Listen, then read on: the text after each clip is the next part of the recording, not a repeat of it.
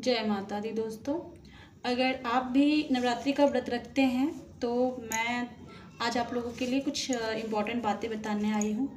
बहुत लोग समय के अभाव में दुर्गा सप्तशती का पूरा पाठ नहीं कर पाते हैं, जिसमें कवच, किलक, अर्गला स्रोत, रात्रि सूतक ये सारी चीज़ें आती है। तो ऐसे में आपको क्या करना चाहिए? ऐसे में आप देखेंगे कि क्षमा प्रार्थना के बाद इसमें एक है सिद्धि कुंजिका स्रोत। सिद्धि कुंजिका स्रोत की अगर आप पाठ करते हैं रोज, तो फिर आपको सप्तशती के बाकी पाठ की कोई ज़रूरत नहीं है, क्योंकि सिद्धि कुंजिका स्रोत में माँ के सारी चीज़ें पूरी हो जाती है। इसमें सारे मंत्र आ जाते हैं। ठीक है, तो आपको सिद्धि कुंजिका स्रोत की पाठ करनी चाहिए अगर समय के अभाव में आप नहीं कर पा रहे हो। बहुत टाइम ऐसा होता है कि आप पाठ इसकी भी पाठ नहीं कर पाते हो, तो आप सिद्धि कुंजिका स्रोत को सुन लिया करो यूट्यूब पे। और जब भी आप सुनने के लिए उसको लगाया करो तो एक काम करना, एक गिलास पानी भर के माँ के पास रख देना, और वो जैसे कंप्लीट हो जाएगा उसके बाद आप उस पानी को पी लेना। अपने घर में सबको पिला सकते हो आप, तो इससे भी आपको पाठ का लाभ मिलेगा। ये तो हो गई सबसे पहली जानकारी। दूसरी जानकारी ये मुझे कहनी थी कि ये लाल चंदन की माला है।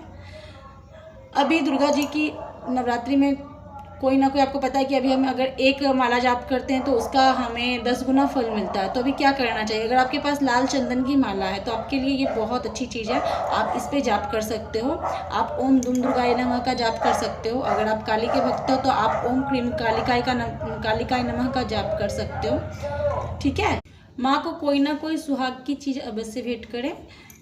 ये मैंने आज ये चूड़ियाँ माँ को चढ़ाई थी। माँ को चढ़ाने के बाद मैंने ये चूड़ियाँ पहन ली है। माँ के चरणों में मैंने चढ़ाई थी और उसके बाद मैंने ये चूड़ियाँ पहन ली है। तो आप माँ को कोई ना कोई सुहाग की चीज़ जरूर भेंट करें।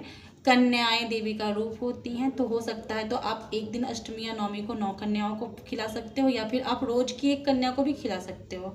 जरूरी नहीं है कि आप दोनों टाइम ही व्रत रखो। अगर आप व्रत नहीं कर सकते हो तो आप सिर्फ पाठ करें, और उसमें भी माँ खुश हो जाती हैं। और इस 9 दिनों में माँ के पाठ का पूरा लाभ उठाएं। इन दिनों में माँ अपने घर आपके घर आती हैं, तो हमेशा सबसे प्यार से बात करें और कोशिश करें कि दूसरों के घर का ना खाएं, क्योंकि ऐसे टाइम ऐसा रहता है कि नेगेटिव एनर्जी भी हमेशा सोचती है कि वो भी अपनी कुछ ना कुछ सिद्धियाँ पाने की कोशिश करती है।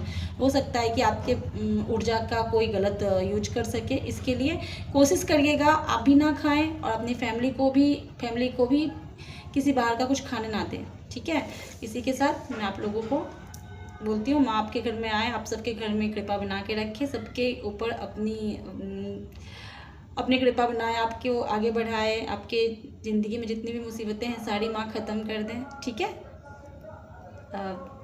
जय माता दी।